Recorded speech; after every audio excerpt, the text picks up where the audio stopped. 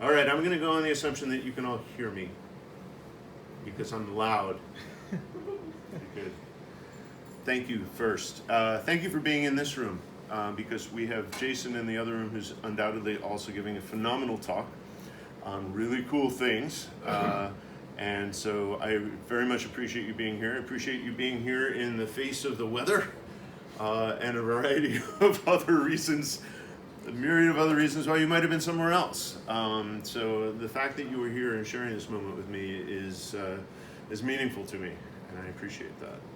So, and thank you to Rich, to everybody for making this possible. Just take a moment and think about all the things that went into bringing this conference together. Rich, Kai, all the organizers who worked incredibly hard for this.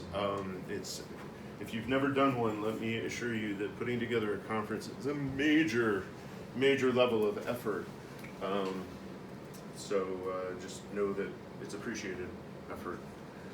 The topic for today that I want to share with you is about language. And the fact is that if you listen to the talks that have been going on in the rest of the sessions, they've all touched on this in one form or another, the importance of language, what it does for us, and in fact what it does against us as well. It's powerful. Any talk that is about language should start with definitions. And in fact, the reason that I got into this whole topic was because one day, about 10 years ago, a little bit more, God, time flies. It was more than 10 years ago now, a lot more. I was in a conference listening to somebody talk about consciousness and religion, and I looked around, 70 people in the audience, and I'm like, there aren't two people in this room who share the same definition of consciousness or religion. Never noticed, right? None of them got the same talk, right? So I should start. For me, when I talk about language, what am I talking about? There's a collection of metaphors by which we articulate our experiences for ourselves, right? This is the language of the self. It has nothing to do with words even. I experience the reality that I'm in. I use metaphors to tell me what it's like. Why is this table the way that it is? It's hard. That's my language. It's the way I understand the world around me. That's an internal language. It has nothing to do with words. There's also another word to use called language. Right? The collection of symbols that we use to point to a specific meaning. We call that language. Words. If you're into sign language, it's gestures. If you have close connections with somebody, it's that look. Right? My mother and I were very similar in nature. We could have whole conversations just by going. That's all we needed. Volumes spoken in that moment. Right? That's a language. It doesn't have to be in words specifically, right? But it's the symbols that we use that point towards meaning, and we fool ourselves into thinking that the words are the meaning. No, right? We'll get back to that. And then, of course, there's another definition, language. It's the framework by which we define boundaries, right? I'm Jeff. That's a language. This thing, the table, right? We put it in categories.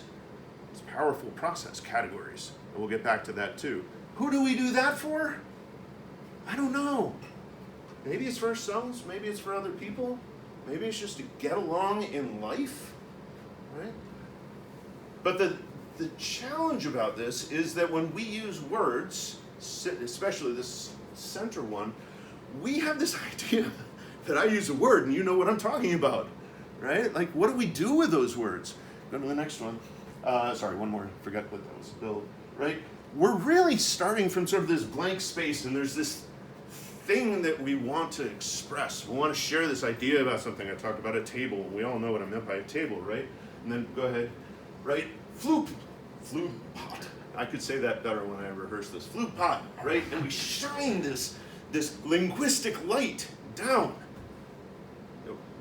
Right now, what do you all think a flute pot is? Probably all have a slightly different idea. Is it a scene? Is it a chair? Is it a teddy bear? Is it all of the things? Like, okay, no. Well, we need to share some experience about this, right? Flute pot. Now you're like, oh, you've narrowed the beam. And some of our words are very narrow, right? Bottle. It's a relatively narrow word, as opposed to thing. Thing with very broad spotlight that could mean anything. Right? Flute pot. Okay. Do you mean, like, so it's the chair and the little space around it? That's what you mean? No. Right? No. Flute pot. Oh, you mean this part. No, that's not what I'm trying to get at, right? So we get more words. Go ahead to the next one, right? No, this is an adjudicated Frignius flute pot. You're like, oh, you shine more lights in. The more words I use, the more words, and I eventually get you exactly where the concept that I'm trying to get you to. Close, right? It's not the corner of the chair that's not there? Oh, okay, wait, right. And with enough words, I could eventually build this in, but the words, as you get more precise, it's more laser-like, I need more words, and right, that's the whole process of language and all of this. Go to the next one, right? Of course, this all assumes that we know roughly what we meant by the words in the first place. Now, if you're from New York, or have a strong Jewish heritage, you don't get to play this game, right? Like, but which of these words do you want to apply to you? I don't know. Are you Sharf? Are you a Shlomiel? Right? Which of those feel good to you? If you don't know the lights that I'm using, that doesn't help you at all. The fact is that we all grow up in our own definitions of these lights from the experiences that we have and so forth. So in Alice's world, we shine this light, and that particular word, whatever it is, means that thing that I'm pointing to right there. Bob, well, it's a little bit different. I use that word a little more subtly. Lord knows we use the word consciousness. Every one of us has a light pointing in a slightly different way when we use the word consciousness out of any of this, right? Claire and so forth. Go to the next one. Right. And the challenge in all of this is, let's say that Doug is trying to say something to Elaine, and says like, oh, this. Pointing off in that direction. Okay, Elaine's going, so kind of like this. And no, it's not quite it. I need to hone you in a little bit more is what I'm talking about, to use another word. And so Doug uses another word, right? And Doug thinks Doug's being helpful, over here. Except for Elaine, go to the next one. For Elaine, that word's over here. And now the thing that Doug did to try to be clearer just made the situation worse. Like, it's like, wait, I thought now you're talking, what? Right? And this is the challenge that we face in all of this. We think that we're getting closer. Now, to understand why this happens and what the heart of the problem is, we have to step back. I've been sort of talking about these lights. Of course, that's a metaphor, right? Like, we're talking about a particular thing, and I'm trying to guide you to the meaning that's there. The word doesn't capture the meaning. The word isn't the meaning. The word's a metaphor. The word's a symbol to get you towards the meaning. What really is going on, to use a different metaphor for all of this, is that when we use language, what we're kind of doing is we're giving somebody directions along a map, right? Okay, I want to get you to this meaning, to this idea that I want you to understand. So I'm going to give you a set of directions to get there. The directions assume we start at the same point. Go to the next one. One more. So we start with a map, and we sort of assume a direction. One more. Right? I want to get you here, up to the top. So I'm going to say, all right, start at that center of that big spiral down at the bottom left. Now I want you to take the top leftmost arc, follow it through, go around. You're going to get to another big junction. I want you to take the first right, then go take the second right off of the little thing and get to your end point, right? And if Bob's reality is pretty well identical to Alice's reality, no problem. The directions make sense. I get you to the meaning that I'm trying to get you to with language. What about Claire? Claire grew up differently. Most of us in this room have some appreciation for people who grew up a little bit differently, right? Some very differently, some a little differently.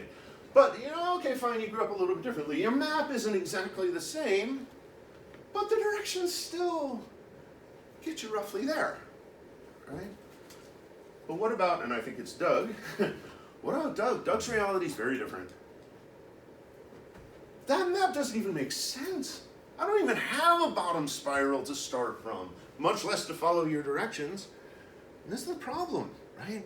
We just assume everybody's map looks like our map. We assume our directions are going to make sense. How often do we stop and go, did that make sense? Does your reality map to my reality close enough that what I said even makes sense at all? And as we go through understanding consciousness, studying consciousness, going through these, we start to realize that a lot of what we're brought up with from early ages probably isn't right. And we start to rebuild it, and that makes for a challenge. And if you're in the field of consciousness and you're talking about all this stuff, it can get really challenging.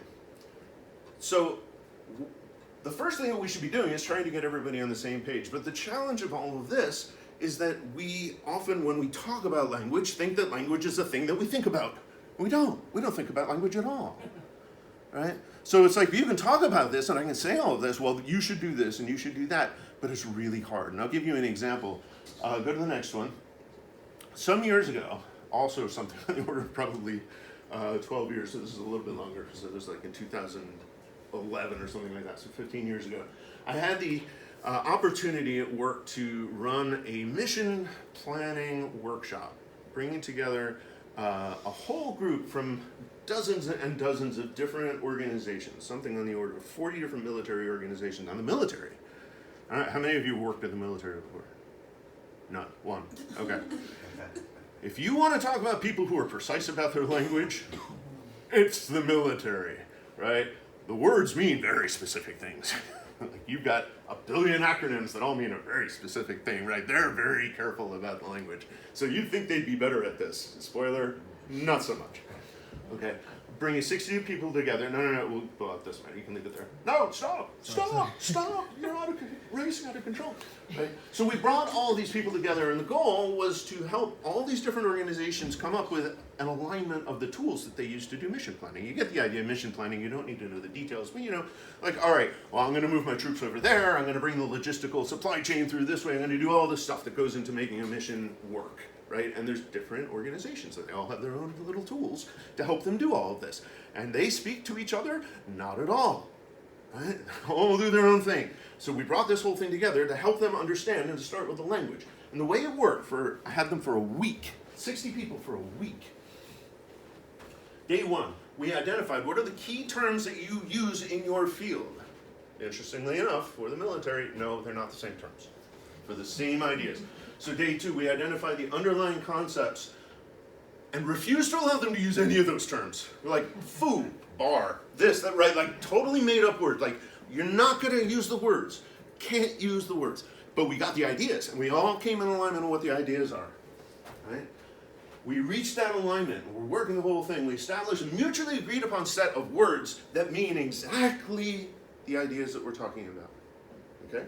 And then on day 5, the last day, we're like, okay, so how do we actually go about making common tools and bringing our team together? And I said, so at this point, let's actually do the work that we originally came here to do, which is to figure out how to bring you all together, right?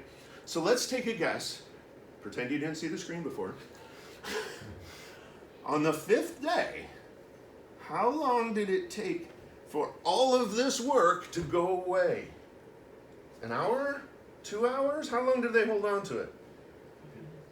15 seconds. Oh, it didn't give it away. Good. 10 minutes. 10 minutes. After a week of it, within 10 minutes, everybody had gone back to using the words exactly the way that they had used them when they first came into this whole thing. They'd forgotten everything. And the reason is, if you go to the last one, is you can think about language all you want, but you don't use it consciously. You use it subconsciously. So if you're going to change language, you've got to do it in a way that affects you deep, right? And my conclusion after thinking about this for, 15, 20 years or whatever, is that there's only 2 things that you can do here, and they're expensive. You have to have time to do it, and you have to have shared experience within which to do it. It's the only option. You're not going to get it today here in this talk. I mean, we're in 15 minutes into it. You're not going to get it here. You have to spend months, years with people coming to an alignment to understand through shared experience. It's the only way, really, to make sure that you are on the same page, because you relate back to the same things, the shared experience, and go, oh, that. Yeah. That's what we were talking about. I remember that experience. Now I'm cheating for a moment to remind myself all the things that I forgot to tell you before I got to this point.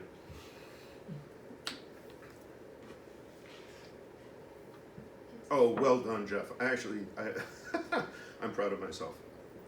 I talked about them. Oh, that's absolutely fantastic. This is, I mentioned when we were talking about the military, like, this is challenging under any circumstances. In the field of consciousness, it's way worse. Because we never had common language in any of this. We're talking about stuff that for centuries, at least, we have been told we're not supposed to be talking about, right? So the language isn't really well established within the zeitgeist of where we are right now. Like, we've been told, you don't talk about that, don't talk about death, don't talk about consciousness, don't talk about stuff, don't talk about all these things, right? So we don't actually have a good vocabulary for talking about this. Consciousness, when you really get into it, is starting to pull us away from the materialistic viewpoint, because you can only go so far in studying consciousness before you're like, materialism's really not holding up. I mean, we've had so many talks that have made this point, and I won't make it again here, right? But the language is, you have to loosen your grip on things like time and space and causality and all these sorts of things. Consciousness doesn't work that way, right? So it's also fundamentally subjective.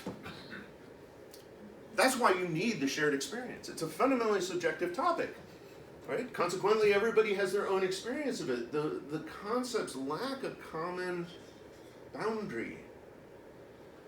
You know, like bottle. Everybody, okay. Bottle. Not bottle, right? Like, we get it, right? These are different things. Unless you're talking about consciousness. They're not different things. Right? And this is a talk, this next sentence, that I could go literally 4 hours on. I won't. I apologize. Email me. I would love to chat, right? But at the fundamental core, these are two facets of the same thing. The same thing viewed from two different perspectives, two different interpretations, two different ways, just as Ben and I really two parts of the same thing, right? As all of us are. So our boundaries are not very clear. Right? And the phenomena are fundamentally not repeatable. There is no way that a conscious being can have exactly the same experience twice, because you're not the same consciousness as you were the first time you had the experience. You can't get around that, right? It's fundamentally not repeatable. That makes it really hard to talk about in an objective way.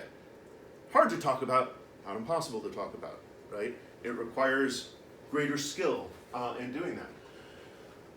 It's also more about processes than objects. I keep pointing to these objects as examples, right? But like, the thing that's important in consciousness are the processes that are involved, the experiences that are a part of it. It's not really about objects. And our words, our language, especially in Western cultured languages, is really object-centric. Other languages, not so much. There are a lot of Native American languages that are much more focused on process than object. We should take a lesson there. That's my personal opinion, right? We should learn to put more emphasis on the things that are happening. I mean, if you think about, like, just the way we ask these questions, what is the nature of consciousness? Like, well, that implies that consciousness is a thing with a nature. It's static. I can take it and I can study it and I can pick it up and move it back and down, right? Like, and we do this with other stuff, and it's equally stupid. We take, if any biologists in the room? Oh, damn. Now, I'm going to pick on you guys for just a second, but it's not you. Physicists do the same thing. But like the example that came to mind is cells, right? It's like you take a cell. I'm going to take a cell out of my body, and I'm like, here, that's a cell. I remove it from the body, and I study it, and now I know everything there is to know about a cell. That's the dumbest thing I've ever heard in my life. What? You've taken it out of its environment, which is fundamentally designed to operate within, and said, oh, now I know everything about it? It's insane. Physicists do the same damn thing. We're probably even worse about it, right? We take a thing, we think we can study just that one thing in isolation, and now we understand it. Of course we can't do that, right? It's all part of the same stuff. So as soon as you focus yourself on thinking about things in terms of objects, you've already kind of put yourself at a severe disadvantage. Consciousness, that is so central to all of this. You take consciousness and say, well, I want to understand consciousness, but I don't want to worry about the rest of the universe around it or any other consciousnesses. Okay. Like, what kind of language are you going to get out of a process that looks like that? It's going to be challenged. All right, 20 minutes, good. I'm trying to save time at the end for questions, so if I am blowing past things really fast, hold on to it, because that will make for really good questions at the end.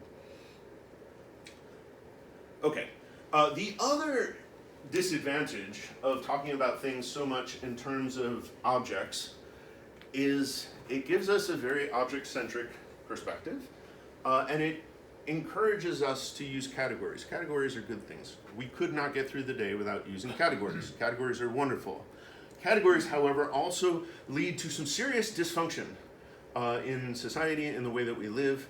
I don't think object centrification is a real word, but I figured I'm talking about language. I get to make up whatever words I want for this. So if you're looking that up on your phone and it's real, let me know, because that would be phenomenal. But categories have their own challenges. We think about categories, and the whole point of having categories, I don't want to deal with every single individual thing on its own forever. And so what do? I put all these things into category. I got bottle, I got water bottle, thermos, and I put all this stuff into sort of general category, and then I can talk about all of them at once, and it's really convenient, right? That's good. I can do that, and if I want to get through my day, I have to deal in categories.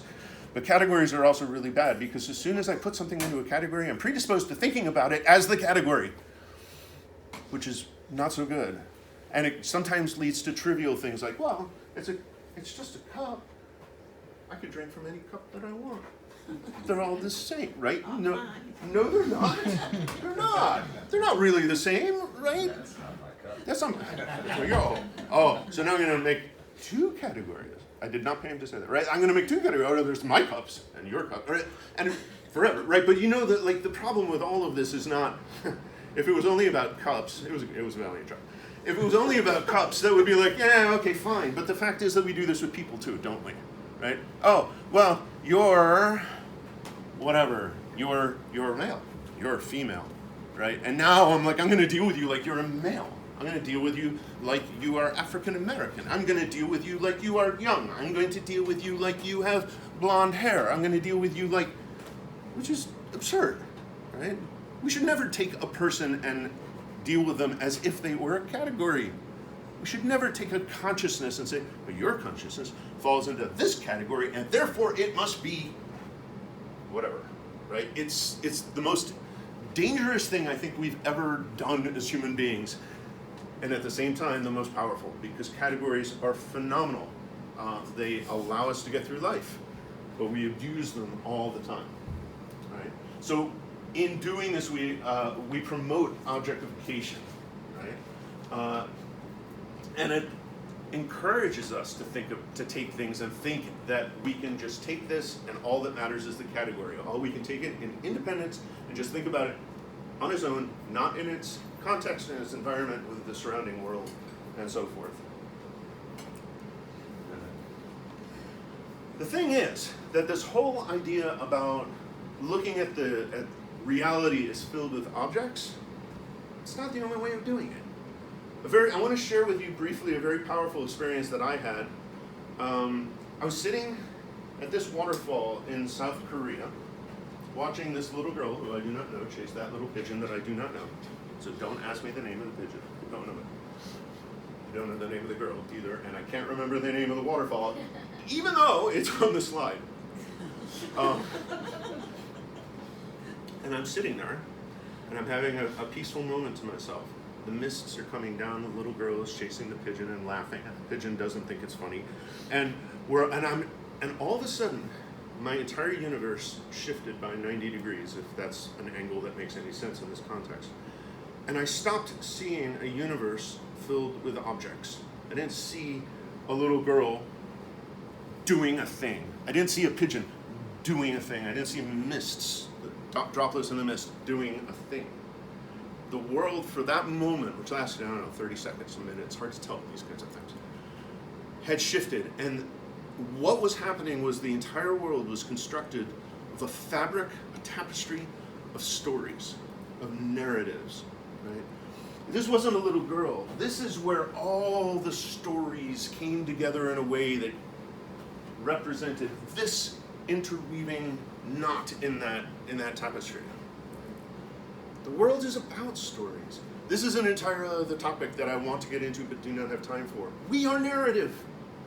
We look at how we read books. This is a fiction book, right? It's a story. But the characters that are in it, right? If you look at what their narrative, that's our structure of our lives. That's why the stories work the way they do. We're a narrative. And in fact, we're not just one narrative. We're lots of narratives put together. So this idea of looking at the world as objects is only one option. We can also look at the universe as filled with stories. And we are the intersection of all the different stories. How much of the hero's journey am I in right now, Jeff? Is that my story right now? Is it the story of relaxing at the oasis? Is it the story of the excitement of meeting new people? Is it the story, right, and go on. All of them brought together. That's another valid way of looking at the universe. The problem is that language is seductive. It's not that anybody goes about, oops, don't do that. It's not that anybody sets about to misuse language, right? We just kind of do it. And we know about it. We've been told about it, right? The Tao that can be named is not the eternal Tao. We're warned about this all the time. Stop misusing categories. If you stop and you think about it, we know better, right? The challenge is that it's really difficult to do, right? And the fact is that this same statement doesn't have to apply to the Tao, right? This holds true for every, what's the next word? It holds true for every single thing? Is that the next word? See, it's built into our language, isn't it? Like thing. We didn't really mean it that way, but as soon as you say thing, thinking about this thing, right? We didn't say it's true for every single process. No. We didn't say it's true for every single consciousness, every single emotion. We said every single thing. We know that we intended thing to be beyond objects, but we use thing primarily to describe objects. It's built into the language. That's the problem, right? We're seduced to not pay attention to all of this. So, let me talk a little bit about some specific takeaways, and then I want to share, for those of you who were in the very first night session, something if we have time, but I will do that if we run out of questions. Because like I said, I really wanted to have questions. To me, the interaction is the most valuable part of all of this. So go to the next one, right? The takeaway, obviously, because of the way that I've spoken about it, you probably could have guessed. Be careful, be cautious, be gentle, be aware of the way that you use language, right? Define your terms. Define them for yourself, define them for others, right? It won't make everything okay. Defining your terms will not solve all your problems. It will only make it better. But better is better. It doesn't have to be perfect, right? You're one step closer to having actual communication. And if you want to do consciousness research, and you want to know that you're talking about more or less the same thing, the closer you can get, the more effective your time's going to be. Otherwise, everybody's going to go off in their own little Brownian motion universes, just doing their thing and not being terribly well connected with what anybody else is. It's better than nothing, but it really would be nice if we could all work together, right? On a lot of these terms, when you start to pay attention to it, you realize mean very different things for very different people. So Sebastian's talking about the term anomaly, right? And all the different meanings that term has for different people who use it. I have my own definition of anomaly, right? For me, an anomaly is something, actually, no, I'm going to say what I was about to say at the end. I'm going to say it right now because it fits in. Look at me adapting to the moment. I'm so proud of myself, right? The term anomaly, right? What is anomalous? For me, that means it's something that doesn't currently fit into my world model, right? It has nothing to do with rarity, and you brought that point up, right? It can be rare, it can be common, it doesn't really matter. Anomalous is, wow, I wouldn't have expected that, right? That was not what I expected to happen here to to be here, whatever it is, right? That's anomalous to me. It's not the same uses for everybody else. And when Richard, at the beginning of the session, calling you out, you don't have to come up, it's okay, you can sit there. He's like, nervous, had run this exercise with us and had all of us go around in a circle and say, well, what is the one anomalous thing, I think that was the word that you used, that you could experience that you haven't already? And I gave a really cryptic answer for those poor people who were in the circle with me, and I said, tomorrow. And the reason I said tomorrow is twofold. One, I've had, or actually threefold. I've had a lot of anomalous experiences in my life. So, like, and his condition was an anomalous experience you haven't already experienced. Two, I have worked really, really hard for like 50 years to not hold on to my past preconceptions. So I try to live what I'm talking about, which is if you find something that doesn't fit with your world model, it's time to go back and correct your world model. I don't care that you thought you were right before you weren't. You can't ignore data. That's not good science. If you see it, you got to go back and go, all right, I didn't have it right then. So for my model, for my personal model, is pretty damn inclusive at this point. Those Gundalinga moments of one with everything, that's within my model. Telepathy, it's within my model. Channeling, it's within my model. Time travel, it's within my model, right? Like I have a model for myself that accounts for all those sorts of things. Third, I have come to the conclusion that I am part of the universe. I'm here to experience the Jeff life experience. If I were going to come here to experience, say, the John life experience, well, I'd be sitting over there right now, right? And maybe I am, and we're the same thing, right? So this is the one that I laid out for myself. It's the one I want to experience. Maybe not in the moment, but at that higher level self, this is the one that I picked. So I'm not aiming or gaming to have a different one. I want to see what this one holds. I picked it for a reason. I'm kind of curious what the reason was. And I'm not going to find it by trying to force myself into somebody else's life or some other set of experiences that isn't natural to me. So my answer was tomorrow. I want to know what's going to happen in my life tomorrow because I clearly was intended to go into it. I don't want a different tomorrow. I want tomorrow's tomorrow. And I don't know what it's going to hold. So for me, that's the anomaly that I'm excited to experience. Right? And this is why I say define your terms can be incredibly valuable for yourself. Right? Don't assume other people understand language like you understand it. If you wait longer, it's more to back up because you probably didn't understand it the right way, or didn't understand it the same way in the first place. So the longer you get without getting that alignment, the more work you have to undo. And anybody, how many of you have taught? Seriously, there's only 2 people. I was like, you have to. I know there are teachers in here, and college professors and so forth. You know that the worst student is one who comes into your room thinking they already understand everything that you're going to explain to them in a course, and then you have to get them to unlearn what somebody else told them before. That's way worse than somebody who comes in and goes, I don't know anything. And you're like, good. That's a starting point, right?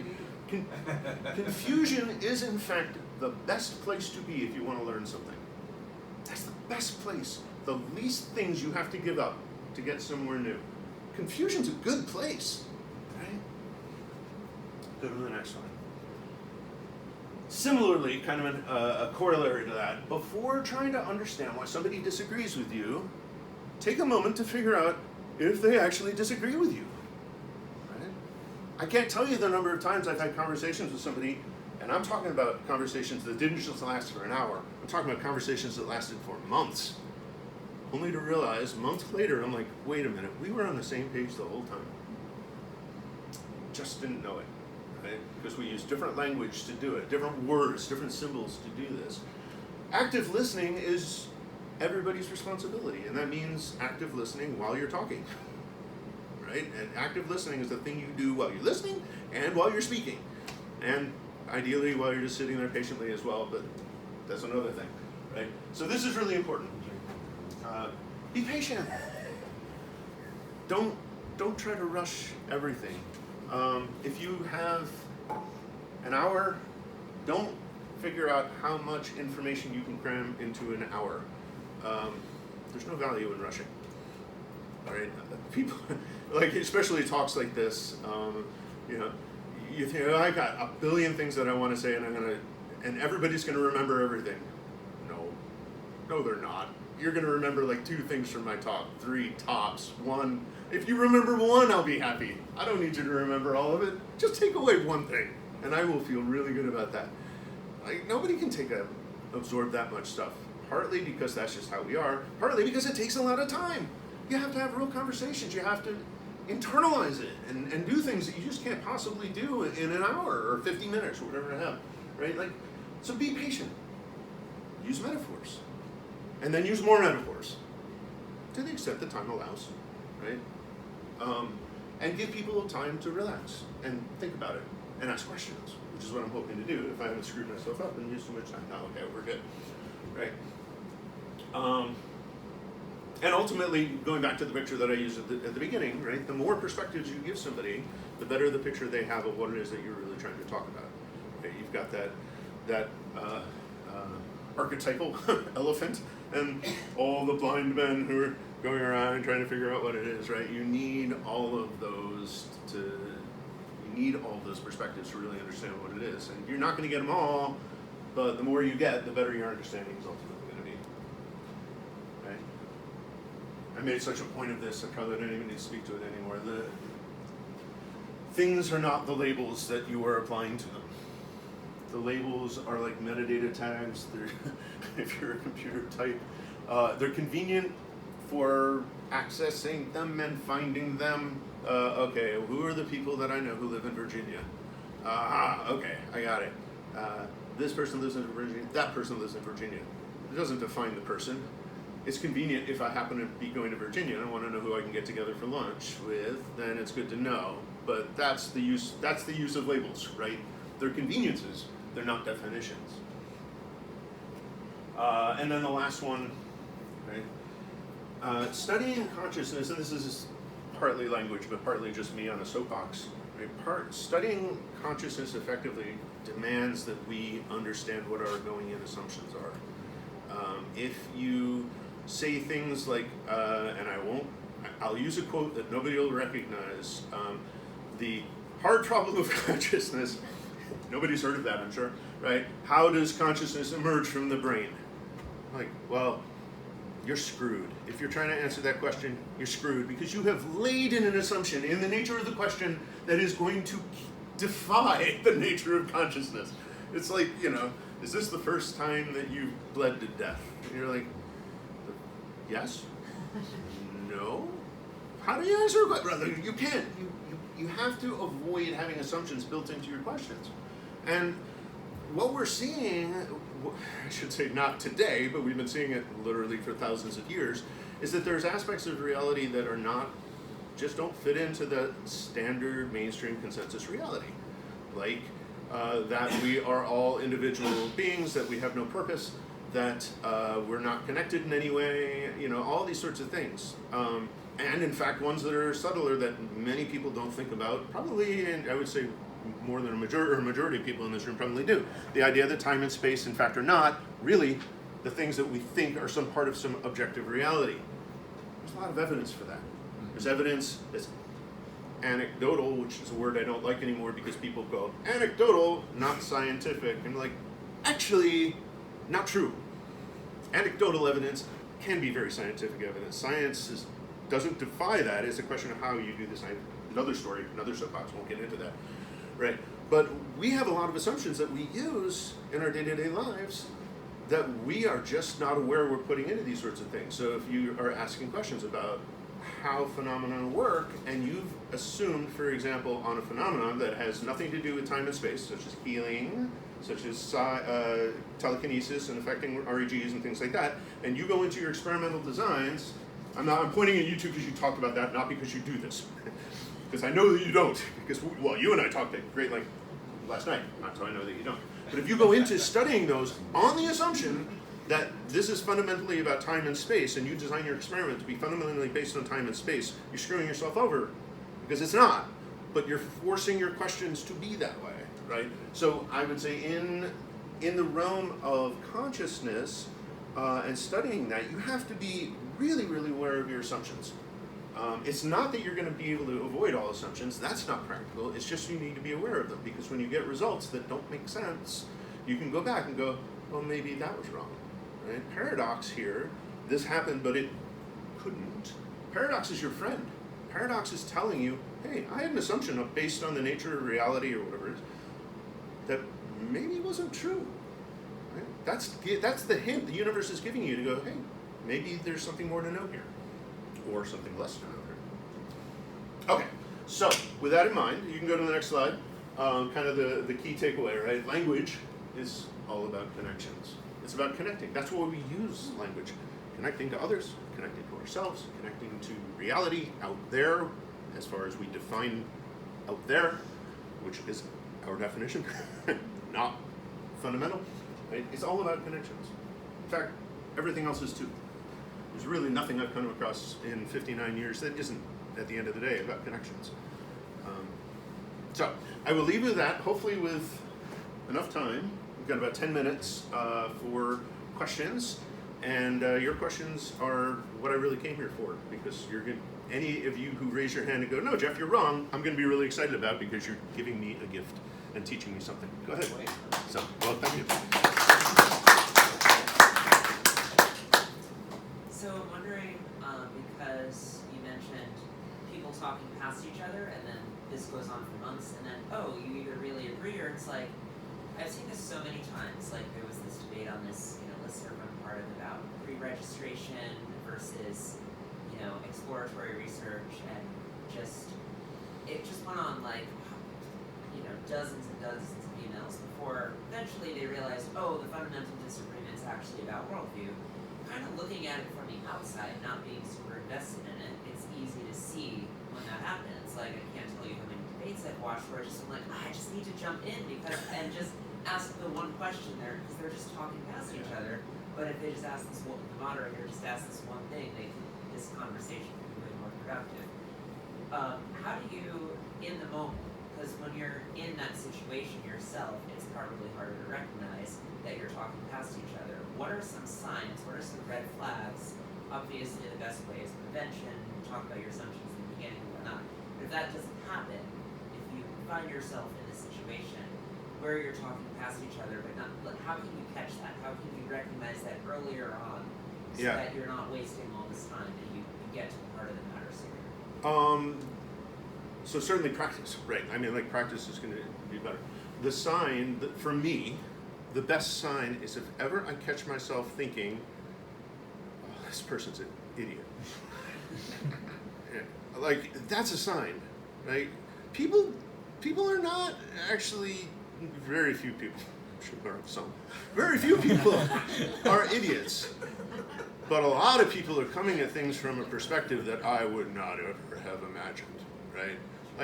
Our current political culture for me is a big one. I'm just I couldn't possibly think. Because you're coming at this from an entirely different worldview than I am, right? And so for me, that's a huge red flag. As soon as I go, this person's an idiot, I go, I wonder if we're talking past each other. I do find that practice has been huge. The more I remember to focus on this, the more I remember to focus on it, the more I pay attention to it. I had the advantage of just happening into an assignment at work that for about 15 years required me to be a mediator for people coming together and trying to solve, in this particular case, technology-based information connection problems. And so I had to do it on a day-to-day basis, and it developed the awareness for it. But it sometimes, it is just a matter of everybody going, okay, all right, there's something going on here. Let's all just step back and take a breath, and you explain what she means, and you explain what he means, and then you're like, oh, I start to see it, right? And you realize we're not connecting. I don't know if that hopefully answers your question. It does. Yeah. Your talk reminds me of a thing I read, 10, 12 years ago, about language generally. In this case, the focus was about orientation. Some cultures, through their language, are very sensitive to the four directions.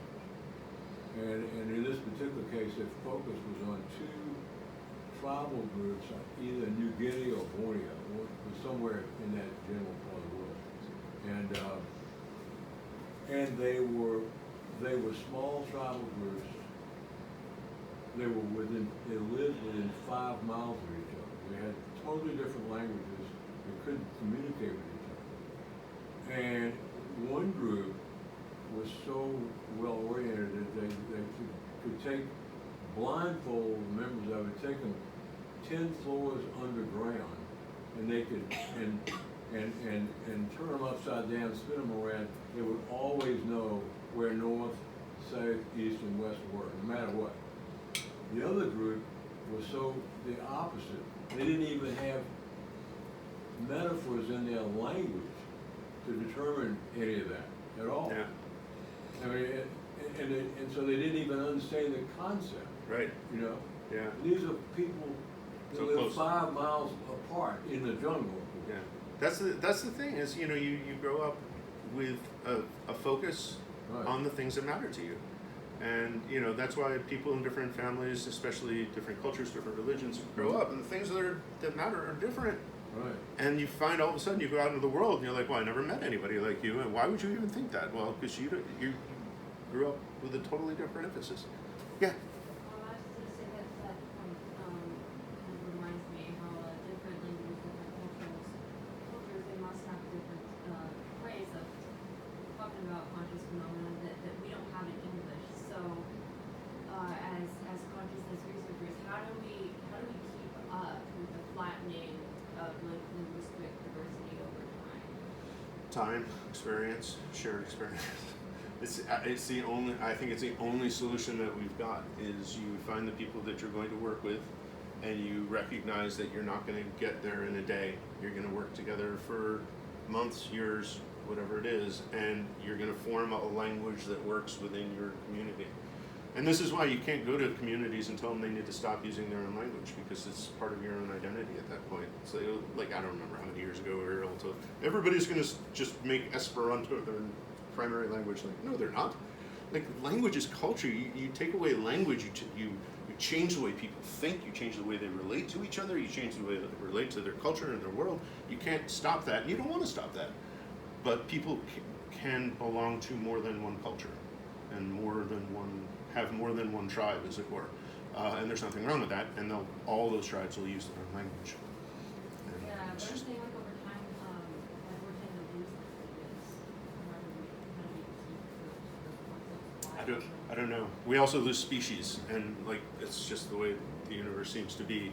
Like, yeah, it's sad. Yeah.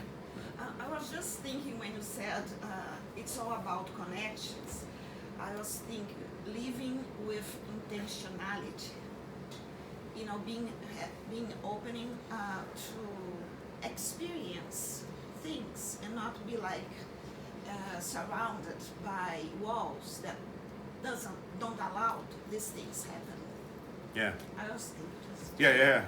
No, it is the choice of how one and where one lives one's life is maybe the most important choice we ever make, right? Who are you going to surround yourself with? What is the environment that you want to be in? Whether that means trees versus urban, or academic versus industrial versus whatever, right? All those choices. Like, you surround yourself in an environment, it will shape you. You can't get around that. It's just going to have that effect. One of the, How much time? We've got 1 minute. Let me say one thing that I forgot to say before. If anybody is interested, kind of unrelated to the talk, but nothing's unrelated because I did bring a few copies of Nexus, which is the book that I wrote. It is a book about balance. It is a book about acceptance, and it is also a book about the scientific principle of syntropy, which has to do with being as much purpose-driven as causal-driven and relating to the future and the past. But it is a novel. It's not a scientific book. It is a story. And if you would like, I brought a bunch of copies. If you would like one, find me. Okay. We had We're gonna. Okay.